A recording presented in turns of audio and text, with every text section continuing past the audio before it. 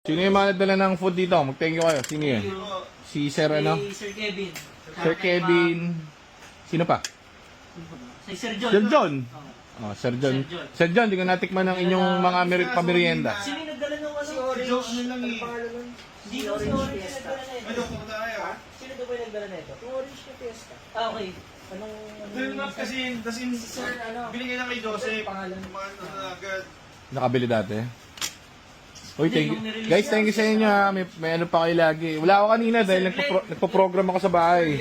Si Sir Glenn. Wala ako inabutan. Tapos, ngayon, may dumating na naman biyaya, oh. Dami. SNR, pare. Kuya, Kila mami, bumibili ng Ecosport. Ma'am, salamat, sir. Thank you.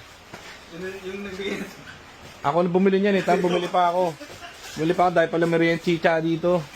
Daming chicha dito, guys. Dahil may food. Salamat din sa bumili. Ilan bumili kanina? 3. Na-release na yung 3. Thank you very much sa inyo. Sir John, maraming salamat. Shoutout sa'yo. Wala ako kanina. Pasensya ka na. May susunugin ka raw dapat dito. Shoutout kay Sir John.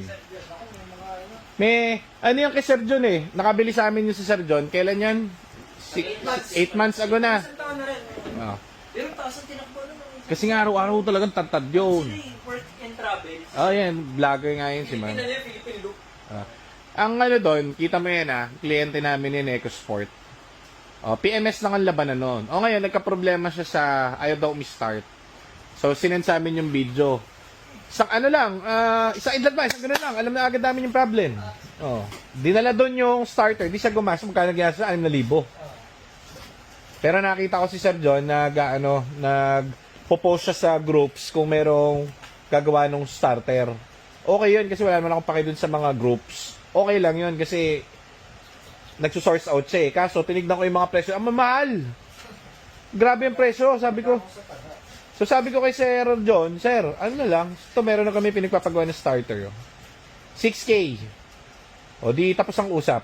Kinabit doon ni Joseph, 1 click, o bumiyay na sila ng malayo. Very good. So yun sinasabi ko.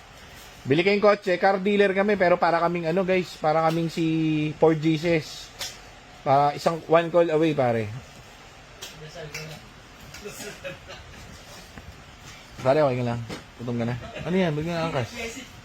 Ako motor gabi. Asa na motor mo? Bigla kasi may message ni Freshness. Gabi ba nag-message? Gabi ba?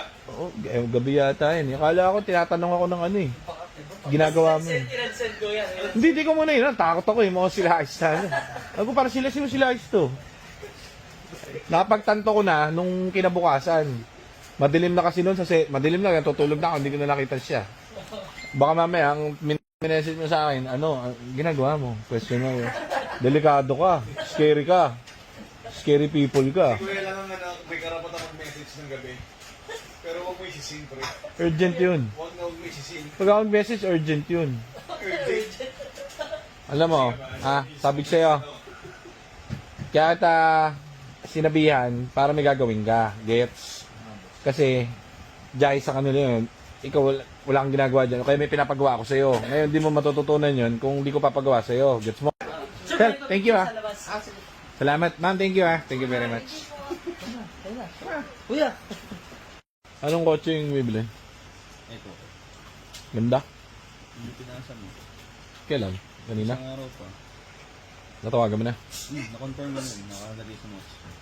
Ano oras daw bukas? 10 onwards hanggang 1 or 2 p.m. yan. Okay. Wala pa yung Raptor natin. Hindi pa nagme-message Nico. Ano pa sa'yo? Ano pa meron pa sa'yo? Wala pa? Wala pa po ako. Mamaya mag-tuwa ako. Pero ano yan, maganda na yung pasok niya, 1,001% dahil nakita ko na. Test drive ka ng kotse, mamaya. Test drive ka. Okay. Ano ko lahat na in-order ko kanina. Isa ka ma-order ng parts? Sa, Ano mga parts in-order mo? ano siya, yung para sa sedan natin eh. Napadala mo na kay Sir Juni yung yung mga piyesa niya for Ford Focus. Wala ata na eh. Sa, Oo, sa Palawan. dito siya? Sa Pilipinas? Di ba nagpadala siya ng dates? Tsaka, Oo nga eh. Thank you Sir Juni Season pala yun. Sir Juni. Si Sir Juni, yung nakabili sa atin ng Ford Focus 2 years ago. Palawan. Ang focus. Oh, dito bumibili pa rin ng parts si Sir Juni. May naka-ST na mags. Oo, yung puti, yung maganda. Yung ganda na. Buhay pa rin, yung kotse, andun. Dito pa rin bumibili si Sir kahit mayroon. Sa kapag ka, magto-troubleshoot, may naramdaman siya sa kotse, tawag yun sa akin, message sa akin. Kaso nga, nagiging problem na niya lagi, battery ng susi. Yun. Saka, ano ba yung huling pinagawa ko doon? Battery yata. Battery nga. Kasi sakto, nag 2 years na yung ano niya, yung battery niya, bago yung nirelease dito eh. Problema, di niya mahanap yung papel. Naalala ko yun, Nico, alam mo kung saan natin binigay yung resibo ng binili nating battery? Doon sa babae na nag-receive. Oo, yung sa, hindi ko alam sa... Yung pinag-receive nila na babae. Oo. Kakilala nila na Nagpa-ship. yun yung nag... Oo. Kasi ginanong ko pa yun eh. Ma'am, ito po yung Motolite. Kasi yung, Pali mo. hindi, yung Motolite na yun, dumating pa rito, inintay pa nila yun eh, bago i-release, di ba? Yung Motolite ginabit. Parang nag-rent ng ano, parang... Yun, siya yung nag-rent. Yung pinapick up kasi pinaship yun lang sa Malawan. Ano yun? Mahal daw dun. Yung buyer namin, si Sir Johnny, last 2 years ago, umorder ng ano yun, ginastusan niya eh. Kasi tiga Puerto Princesa siya eh.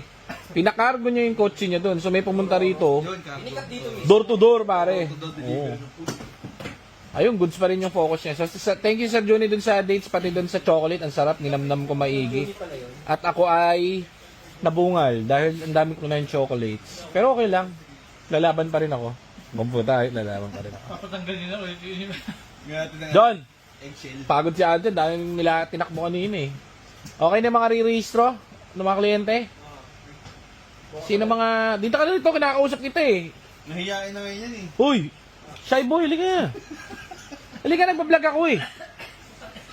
Tatagalan mo pa ako eh. Sino ang mga shy boy? Mga nirehistro mo? Ano yung mga pinarehistro mo? Mga nirelease? Ano mga kotse yan? Chili orange? Ano ba? Tsaka yung NAR na release din last 1 month na ata. 1 month na, oh. Ah, hindi Bakit hindi registrado yun? Ba't din rehistro yun? Hindi na nalaman na registrado. Basta na-release natin, hindi pala registrado. So ngayon, nag-ano yung Utang natin yun. Yan, isa Hindi, bawal yata i-rehistro yun kasi a month ago. Iba yun. Iba pa ba yun? Eh, pero nagpina-rehistro mo na. Okay, Oh, very good. O, tapos, ano Yung pa? mga dapat iparehistro na parehistro. Yung iba kasi nirelease natin, rehistrado naman. Okay. Pero meron pa tayong listahan dyan ito. yung sumobra sa territory, kamali lang ang kwenta. Yung ano natin, liaison dyan, mabait ano? Kasi magkano ang rehistro nung magkano ang rehistro nung, hindi nga, magkano yung unang rehistro sa'yo ng territory? Ano, 8,335. Okay, tapos, nagbayad na tayo. Nagbalik Kasi binili na yung territory guys, yung pangalawang territory, pangatlong territory binili na. So, bago i-release, pinarehistro.